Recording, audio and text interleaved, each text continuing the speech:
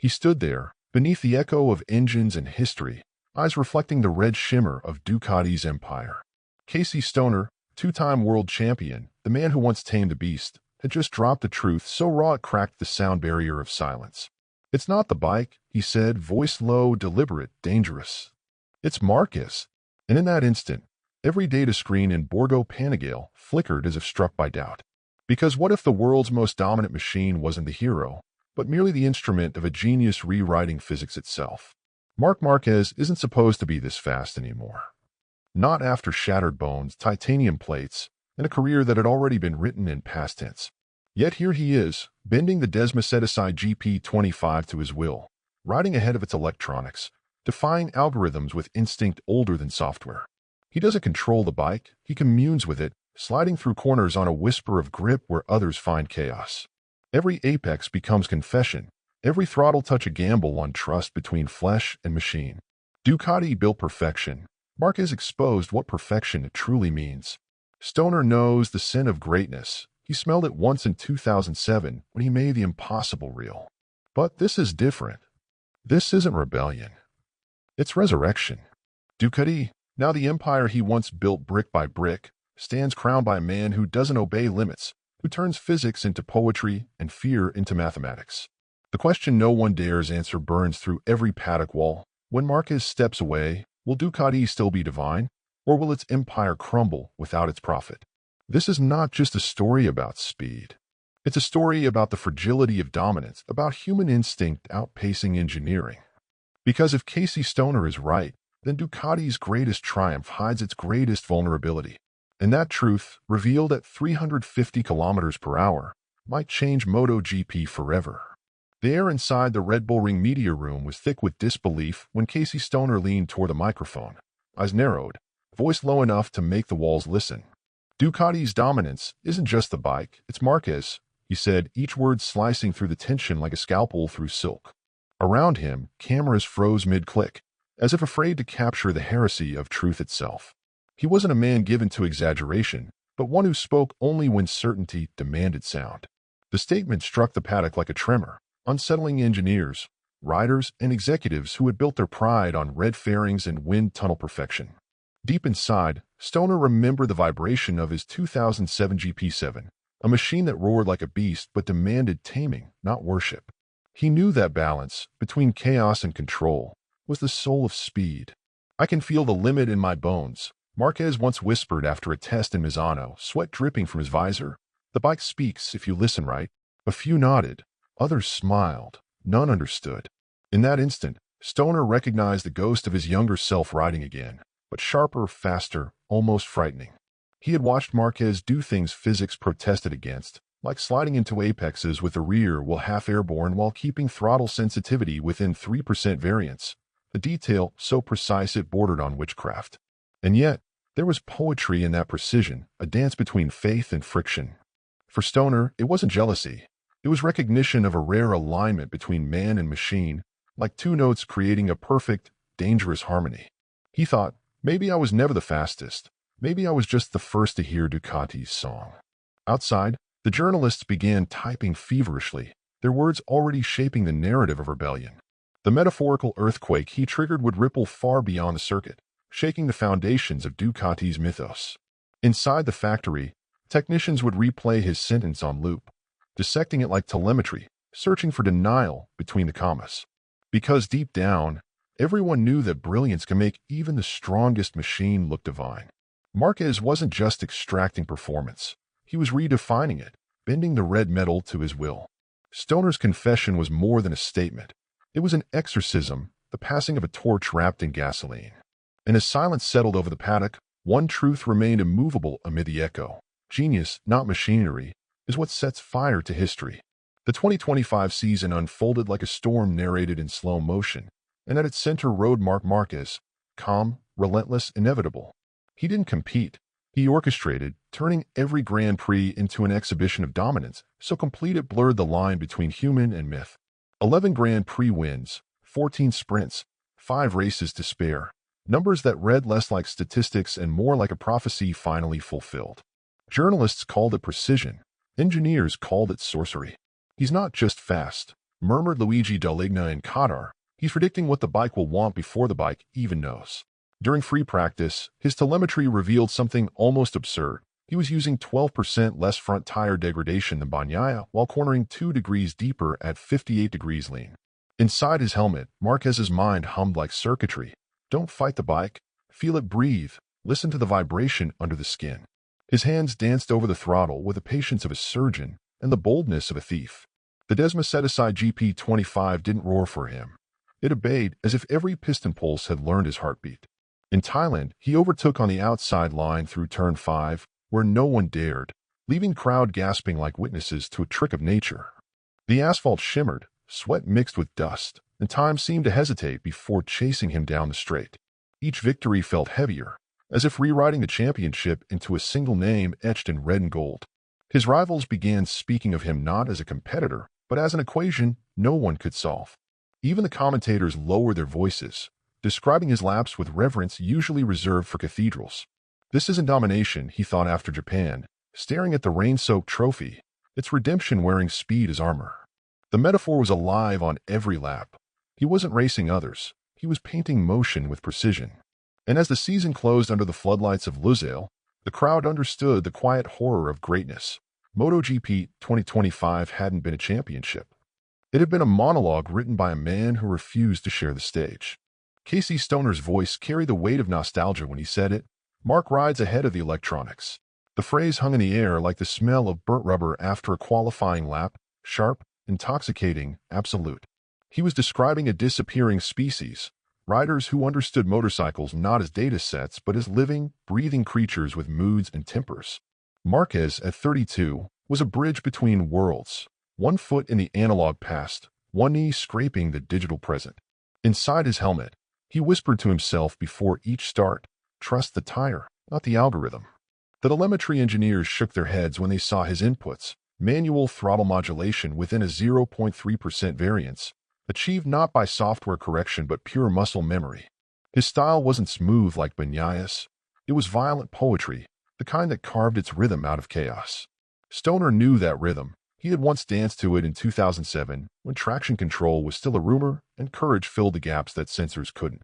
These new kids, he added quietly, they listened to the bike through screens, not through their hands. Marquez, instead, felt grip as texture, as heartbeat, as a conversation between skin and steel. The Desmosedici electronics tried to predict him but always lagged behind by milliseconds, and in MotoGP, milliseconds are eternity. Watching him drift through turn 3 at Sachsenring, with the rear wheel whispering rebellion, was like watching a painter ignore his brush to draw with fire. The metaphor fit because he wasn't following parameters. He was creating them, redefining the point where control meets instinct. Technicians called it unrepeatable. Stoner called it pure. Beneath the roar, Marquez often thought, one day they'll replace feeling with code, and when that day comes, I'll already be gone. His eyes behind the visor carry that melancholy of a man aware that his gift belongs to a fading world. And as the checkered flag waved once more, the crowd didn't just cheer a victory. They mourned the extinction of the last rider who could still feel the road breathe. Francesco Bagnaia sat in the Ducati garage staring at the same bike that had once carried him to glory, and for the first time it looked like a stranger. The numbers mocked him.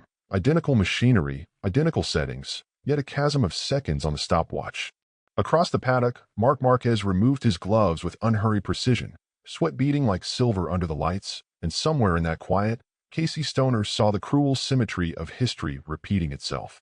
Same bike, Stoner muttered, different planet. Bagnaia's telemetry revealed a haunting pattern. Through turn 9 at Phillip Island, Marquez was 2 km/h faster on entry, but carried 6 degrees more lean angle, holding throttle at 22% where PCO hesitated at 18. It was a small number, a microscopic pause, but in racing, hesitation is gravity. What am I missing? Bagnaia thought, jaw clenched behind his visor. The Ducati GP25 hummed under him like a heart that no longer beat for its rider. Engineers tried everything, gear ratios, rear shock preload, even aero tweaks that shaved grams from the winglets, but the deficit wasn't in carbon fiber. It was in confidence. Marquez, meanwhile, rode as if the laws of motion were written in his handwriting. The metaphor fit, 2 men playing the same instrument, yet one creating symphonies while the other struggled for rhythm. Journalists described Bagnaia's season as haunted, And Stoner didn't disagree. He'd seen talent crumble under the shadow of genius before. He's not slower because the bike changed, Casey explained. He's slower because he's looking for answers that only Marc can feel. The psychological weight became heavier than any fuel load. Every corner a reminder that precision without instinct is just arithmetic. In Mugello, Bagnaya's despair was almost tactile, a man riding through fog while Marquez carved sunlight ahead of him. Maybe the problem isn't the bike, Picio whispered to himself in park firm. Maybe it's me. And as Stoner watched the two red machines roll back into their boxes, he understood the paradox that defines greatness. When the same tool yields two realities, the difference is not in metal or software. It's in the human heartbeat that dares to defy them. Casey Stoner stood by the pit wall in Austria, watching the red blur slice through the mist like a blade dipped in thunder, and whispered almost to himself, "He makes that bike look like a miracle." The statement was both admiration and warning, because beneath Ducati's steel perfection lived an uncomfortable truth. Marquez was bending the GP25 beyond its intended limits. When he missed the final 3 races of the season after his shoulder surgery, the facade cracked. Suddenly, the same machine that had seemed untouchable was merely competitive. Lap times across other Ducati riders dropped by an average of 0.4 seconds per sector. The illusion evaporated with clinical cruelty. Inside the garage, engineers scrolled through terabytes of telemetry and saw the unexplainable. Marquez's throttle trace defied geometry, holding a smoother curve in mid-corner load transitions that no algorithm could replicate. It's not just technique, Marc thought in recovery, watching the races on a hospital screen. It's the rhythm of chaos under control. He didn't chase the limit, he seduced it, feeling where grip began to fade and dancing on that invisible thread that no simulation could predict. A Ducati mechanic described it best. He doesn't ride the bike, he conducts it. The metaphor rang true, because Marquez was less a rider than a symphony of reflex and calculation, coaxing harmony out of friction. Stoner knew that talent from experience. The GP7 had once obeyed him the same way. But even he admitted that Marc's control was something alien, sharper, unteachable. When journalists pressed him, he shrugged. "We built a rocket," he said, "but he's the only one who knows how to fly it." The technical marvels, seamless gearbox ratios, adaptive torque mapping, ride height automation, all served him, not defined him. And when the red bikes looked mortal again without him, Ducati realized the depth of their dependence. Stoner's eyes hardened as he summed it up for the cameras, voice steady, almost prophetic. A great machine can win races, but a great man can make machines lie. And in that lie, Ducati's legend was both born and exposed. The Ducati factory in Borgo Panigale hummed with triumph and tension, its red walls echoing with both pride and quiet dread. Casey Stoner, ever the prophet of balance, had voiced what no one inside dared to say aloud. They built a kingdom on one man's instincts. The statement lingered like smoke after combustion, impossible to ignore. Marquez's reign had reshaped the sport, yet in doing so, he made Ducati dangerously dependent on a genius whose intuition could not be cloned. Inside the design rooms, engineers whispered of post-Marquez dynamics, studying telemetry as if decoding sacred text. His feedback was unlike any other. He described grip as temperature, stability as rhythm, giving sensations no algorithm could process. "What happens when I stop feeling it like this?" he once wondered, staring at his scarred arm under the fluorescent light of a recovery room. Across the paddock, young talents like Fermin Aldeguer and Pedro Acosta impressed with their precision, their faith in data, their seamless integration with traction control systems calibrated down to the millisecond. History, it seems, loves irony, and in MotoGP, its favorite stage is painted Ducati red. In 2007, Casey Stoner's victory felt like revolution, a lone outlaw taming a ferocious beast to topple the Japanese empires of precision. 18 years later, Marc Márquez stands on the same battlefield, but the roles have reversed. Ducati is the empire now, and he its serene, merciless ruler. Stoner watched from the paddock, half in awe, half in déjà vu. "He's doing to the world what I once did to them," he said, a quiet grin hiding both pride and melancholy.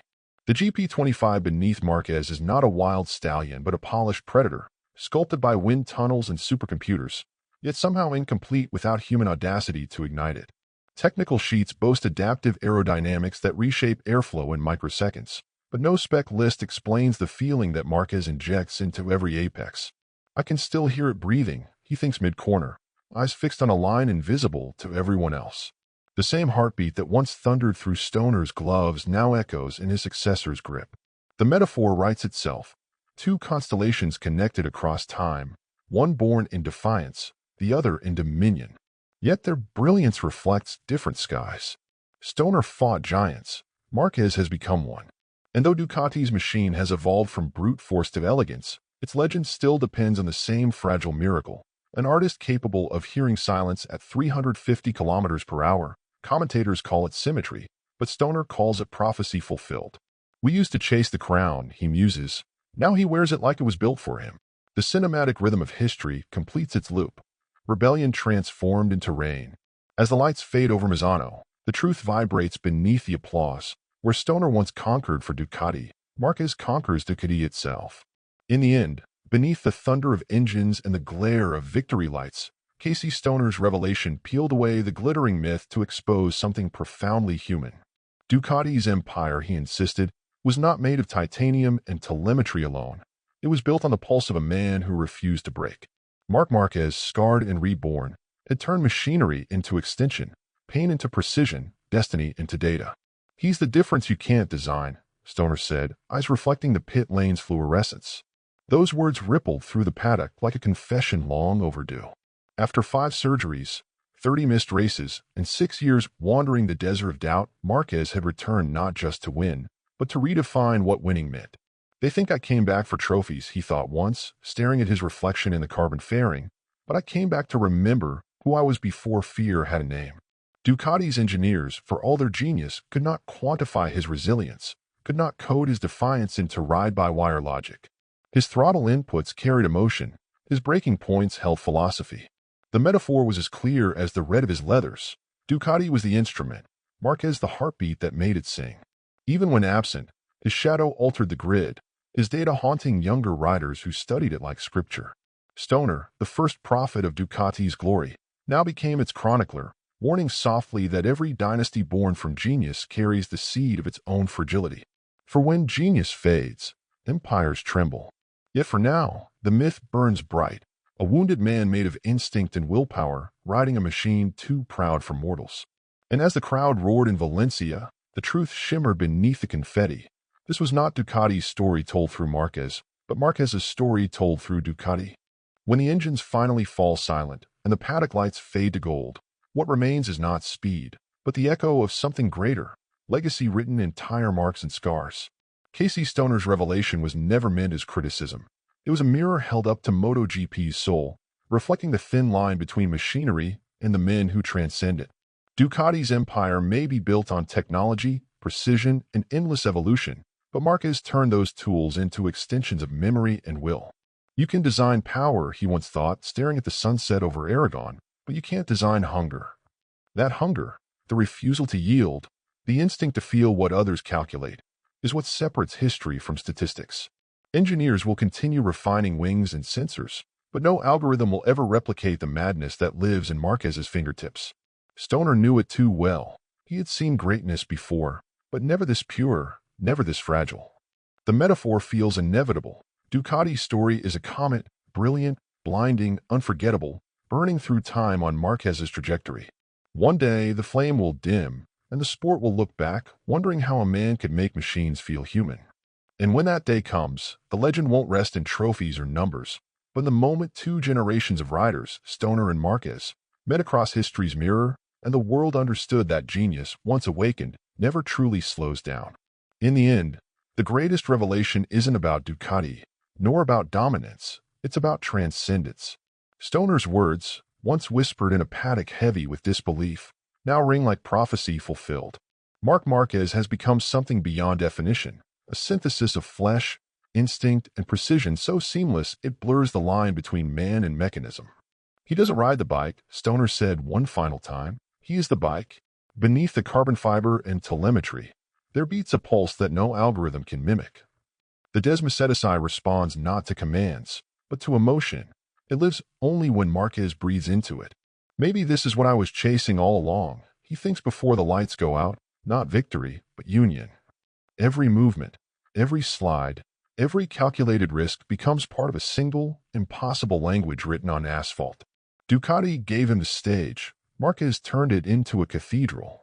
And as the crowd roars one last time, history exhales, because for a fleeting era, MotoGP witnessed something greater than domination. It witnessed harmony between genius and machine, between destiny and control. When the red lights fade and silence takes its throne, the truth Stoner revealed will remain unshaken. Ducati may have built perfection, but it was Márquez who made it immortal.